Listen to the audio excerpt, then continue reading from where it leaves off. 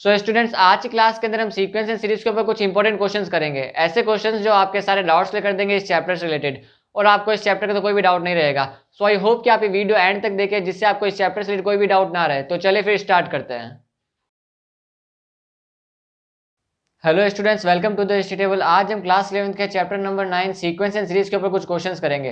अगर फिर भी आपको इन क्वेश्चन से रिलेटेड इस चैप्टर से रिलेटेड कुछ भी डाउट्स हो तो आप हमारा टेलीग्राम ग्रुप ज्वाइन कर सकते हैं। लिंक डिस्क्रिप्शन दे रखा है, जहां पर आप हमसे डायरेक्ट इंटरेक्ट कर सकते हैं, अपने डाउट्स क्लियर कर सकते हैं और चैनल के बारे में फीडबैक भी दे सकते हैं। तो चलिए फिर स्टार्ट करते हैं। आज का फर्स्ट क्वेश्चन एनसीईआरटी की एक्सरसाइज 9.2 से लिया गया है। ये क्वेश्चन नंबर 7 है। Find the sum to n terms of the AP whose kth term is given. हमें एक एपी दे रखी है, उसका हमें सम फाइंड करना है एन टर्म्स तक, और हमें उसकी केथ टर्म दे रखी है। तो ये हम कैसे करेंगे? हमें केथ टर्म दे रखी है तो हम इसका सॉल्यूशन लिखते हैं। हमें के टर्म्स दे रखी है, मीन्स के हमें दे रखा है 5k+1। मुझे हमें ए के इजिकल्स टू 5k+1 दे रखा है, तो मैं इसे a1 निकाल सकता हूँ। a1 equals to 5 × 1 + 1 means 6। और मैं a1 को मैं a भी लिखता हूँ, a भी लिख सकता हूँ। a1 मुझे मिल गया। अब यहाँ से मैं a2 भी निकाल सकता हूँ। a2 क्या होगा? a2 इजिकल्स to 5 × 2 + 1 means 11। अब मुझे a1 मिल गया, मुझे a2 मिल गया, तो यहाँ से मैं कॉमन डिफरेंस निकाल सकता हूँ। तो कॉमन डिफरेंस क्या होगा? d equals to a2 - a1 equals to 5 means मुझे यहाँ से कॉमन डिफरेंस मिल गया। अब मैं sum to n terms of the AP निकाल सकता हूँ, क्योंकि मुझे ए पता है और डी पता है, तो मुझे एन टर्म्स तक निकालना है। तो इसका फॉर्मूला क्या होता है? Sn equals to n/2। ये एपी के लिए फॉर्मूला होता है n/2 2a। 2a क्या दे रखा है? ए मुझे दे रखा है 6। 2a + n-1d। n-1d मुझे दे रखा है 5। ये इसका आंसर होगा। n/2 12 + n-1 × 5। ये इस क्वेश्चन का आंसर है। Sum to n terms of the AP, ये इसका आंसर है। तो चलिए फिर नेक्स्ट क्वेश्चन करते हैं। ये क्वेश्चन नंबर 9 है। ये भी एक्सरसाइज 9.2 से लिया गया एनसीईआरटी की से। The sum of n terms of 2 AP are in the ratio. हमें 2 एपी दे रखी है और उसके एन टर्म्स का जो सम है उनका रेशियो हमें दे रखा है।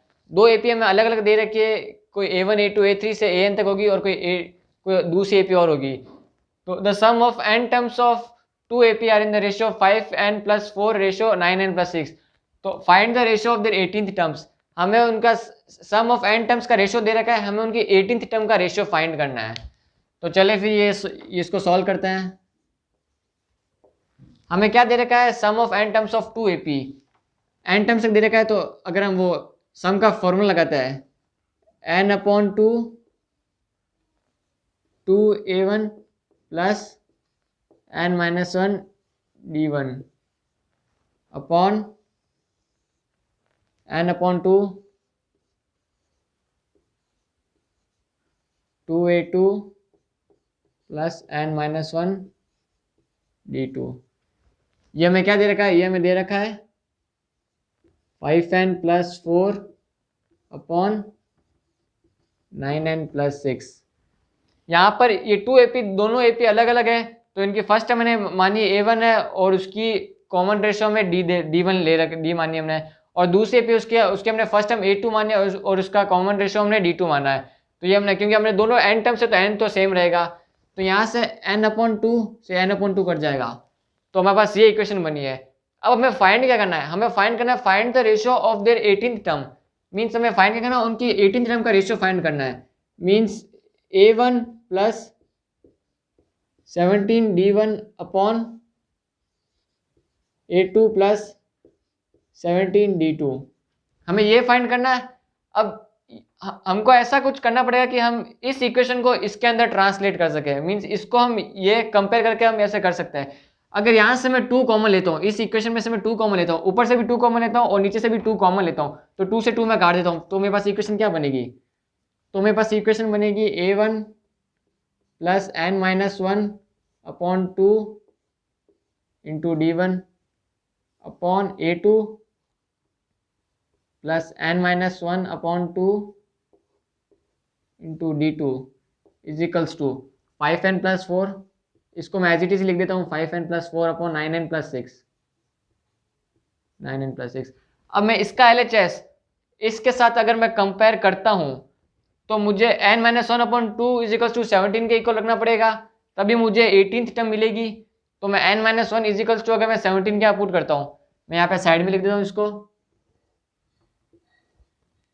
n-1/2 इजिकल्स टू 17, तो n-1 इजिकल्स टू 34, तो n इजिकल्स टू 35। तो अगर यहाँ पे मैं n इजिकल्स टू 35 रखता हूँ तो मुझे 18th टर्म मिल जाएगी यहाँ पे। तो अगर मैं यहाँ पे भी n 35 रखूंगा तो मुझे यहाँ पे भी n 35 रखना पड़ेगा। तो मैं रखता हूँ n के लिए 35 रखूँ, a1 + 17d1 upon a2 + 17d2 equals to 5 × 35 + 4 upon 9 × 35 + 4, 35 5 is 175, 175 + 4 equals to 179, 35 × 9 315, 315 यहाँ पे थोड़ा 6 आएगा सॉरी, 315 + 6 321। तो ये हमारे इस क्वेश्चन का आंसर है 179/321। तो चलिए फिर नेक्स्ट क्वेश्चन करते हैं। ये क्वेश्चन एक्सरसाइज 9.3 के एनसीईआरटी से है। Question number 26, insert 2 number between 3 and 81 so that the resulting sequence is GP. हमें 3 और 81 के बीच में ऐसी दो टर्म्स डालनी है कि जो हमें सीक्वेंस मिलेगी वो एक जीपी के अंदर होनी चाहिए। तो चलिए फिर सॉल्व करते हैं। तो हमें सबसे पहले फाइंड करना पड़ेगा कि इसका कॉमन रेशियो क्या है। तो कॉमन रेशियो का हमने फॉर्मूला पढ़ रखा है b/a की पावर 1/n+1। अगर इस फॉर्मूले का आप डेरिवेशन देखना चाहते हो तो आप हमारी प्लेलिस्ट में जाके देख सकते हो, इस फॉर्मूले का डेरिवेशन हमने कर रखा है। तो फिर हम इसकी वैल्यू पुट करते हैं। b होती है जो लास्ट टर्म होती है, a होती है फर्स्ट टर्म होती है। तो b/a मीन्स 81/3 और हमें टर्म्स कितनी डालनी है, दो टर्म्स डालनी है, 2 + 1 3, ये जाएगा 27 टाइम्स, मीन्स 27 की पावर 1/3। तो ये आंसर मुझे मिल जाएगा 3। तो कॉमन रेशियो मेरे पास आया 3। तो अब कॉमन रेशियो मेरे पास 3 है तो मैं सीक्वेंस कैसे बना सकता हूँ। तो मेरा सीक्वेंस बनेगा 3, फिर कॉमन रेशियो से मल्टीप्लाई होगा, 3 से मल्टीप्लाई जब मैं 3 करूँगा तो मेरा आंसर क्या आएगा 9। अब वापस 3 मल्टीप्लाई होगा, इसी कॉमन रेशियो का मतलब ये होता है कि वो उसी नंबर से मल्टीप्लाई होता है। मीन्स अगर 9 से वापस मैं 3 मल्टीप्लाई करूँगा तो मुझे आंसर मिलेगा 27, और अगर मैं इसको वापस 3 से मल्टीप्लाई करूँगा तो मुझे 81 मिल जाएगा। तो हमने 3 और 81 के बीच में दो टर्म्स ऐसी डाल दी है जिससे कि जो सीक्वेंस मुझे नहीं मिली है वो एक ज्योमेट्रिक प्रोग्रेशन है, और यही इस क्वेश्चन का आंसर भी है। तो चलिए फिर नेक्स्ट क्वेश्चन करते हैं। ये क्वेश्चन एनसीईआरटी एग्जाम्पलर से लिया गया है। ये क्वेश्चन नंबर 17 है, objective type. If the sum of n terms of an AP is given by Sn = 3n + 2n², then the common difference of the APs. हमें एक एपी दे रखी है, उसका हमें सम ऑफ n टर्म्स दे रखा है, वो हमें दे रखा है 3n + 2n²। हमें उसकी कॉमन डिफरेंस फाइंड करनी है। तो ये मैं आपको एक एग्जाम्पल के थ्रू समझाऊंगा। लेट्स से अगर मुझे कोई एपी दे रखी है, मुझे एपी दे रखी है 2 4 6। अब अगर मुझसे पूछा जाए कि मुझे सम ऑफ फर्स्ट टर्म, मतलब फर्स्ट टर्म तक मुझे सम फाइंड करना है, मीन्स मुझे S1 फाइंड करना है। तो S1 क्या होगा, S1 मेरा जो ये फर्स्ट टर्म होगी वही होगी, इट मीन्स A1 होगी, A1 = 2। अब अगर मुझसे पूछ ले सम ऑफ टू टर्म्स फाइंड करना है, मीन्स S2 होगा। S2 क्या होगा, A1 + A2। तो A1 मुझे दे रखा है 2 और A2 मुझे दे रखा है 4, मीन्स क्या होगा 6। तो अगर मैं S2 में से S1 माइनस करता हूं, मीन्स S2 में से मैं S1 माइनस करता हूं, तो मुझे क्या मिलेगा A1 + A2। ये तो S2 है, अब मैं से माइनस S1 कर रहा हूं, मीन्स माइनस A1। तो मुझे क्या मिलेगा, ये A1 से A1 कटेगा तो मुझे A2 मिलेगा। तो S2 में से जब मैं माइनस S1 करूंगा तो मुझे सेकंड टर्म मिलेगी, और A2 मुझे दे रखी है 4। अगर मैं यही चीज यहाँ पे लगाता हूँ, ये कंसेप्ट मैं इसके ऊपर लगाता हूँ, तो मुझे क्या मिलता है। तो मैं सॉल्यूशन करता हूँ। मुझे अगर मैं यहाँ से S1 निकालता हूँ S1, तो मुझे S1 क्या मिलेगा 3 × 1 + 2 इंटू 1 का स्क्वायर मीन्स यहाँ से मुझे S1 मिला 5 और ये मेरी फर्स्ट टर्म भी है AP की। जैसे मैंने यहाँ पे कंसेप्ट लिया वही कंसेप्ट मैं यहाँ पे लगा रहा हूँ। अगर मैंने S1 निकाला तो S1 ही वो उस टर्म की फर्स्ट टर्म होगी, तो मुझे A1 मिला 5। अब अगर मैं S2 निकालता हूँ, S2 मुझे क्या मिलेगा 3 इंटू 2 प्लस 2 इंटू 2 का स्क्वायर, तो 2 का स्क्वायर 4, 4 टू ज़ा 8, 3 टू ज़ा 6, 8 प्लस 6 14, तो मुझे सम ऑफ टू टर्म्स मिला 14। तो अगर मैं S2 में से S1 माइनस करूंगा, S2 में से मैं S1 माइनस करूँ तो मुझे सेकेंड टर्म मिलेगी, तो मैं S2 में से S1 माइनस करता हूँ, S2 minus S1 means 14 minus 5, 14 में से माइनस 5 करता हूँ तो मुझे मिला 11 और ये मेरी सेकेंड टर्म है। तो मेरे पास फर्स्ट टर्म आ चुकी है 5 और सेकेंड टर्म आ चुके हैं 11, तो मैं अब कॉमन डिफरेंस निकाल सकता हूँ। मुझे कॉमन डिफरेंस निकालना है, तो कॉमन डिफरेंस क्या होता है A2 minus A1, A2 minus A1, A2 मुझे क्या मिला, A2 मुझे मिला 11 और मुझे A1 क्या दे रखा है 5 माइनस 5, इट मीन्स आंसर है 6, इट मीन्स कॉमन डिफरेंस है 6, इट मीन्स कि 6 ऑप्शन इज करेक्ट। तो ये हमारा इस क्वेश्चन का आंसर है। तो चलिए फिर नेक्स्ट क्वेश्चन करते हैं। ये क्वेश्चन एनसीईआरटी एग्जाम्पलर्स है, question number 18। The third term of GP is 4, the product of its first 5 terms is. हमें एक जीपी दे रखी है, उसकी थर्ड टर्म हमें दे रखी है 4 और हमें उसकी 5 टर्म्स का प्रोडक्ट फाइंड करना है। तो इसके अंदर हमें एक नया कंसेप्ट सीखने को मिलेगा। अगर कभी भी हमें जीपी के अंदर प्रोडक्ट की बात की जाए, कभी भी जीपी के अंदर अगर प्रोडक्ट की बात की जाए, तो आपको जो जीपी लेनी है वो ऐसे नहीं लेनी कि आप जीपी ले ए आर स्क्वायर, ऐसे आपको टर्म्स नहीं लेनी है। जब अगर कभी भी प्रोडक्ट की बात की जाए तो आपको लेनी है ए अपॉन आर, ए आर। ये तो 3 टर्म हो गई। अगर मुझे अब यहाँ पे 5 टर्म्स की बात की है तो इसको मैं और 1 अपॉन आर से डिवाइड कर दूंगा और इसको ए आर स्क्वायर।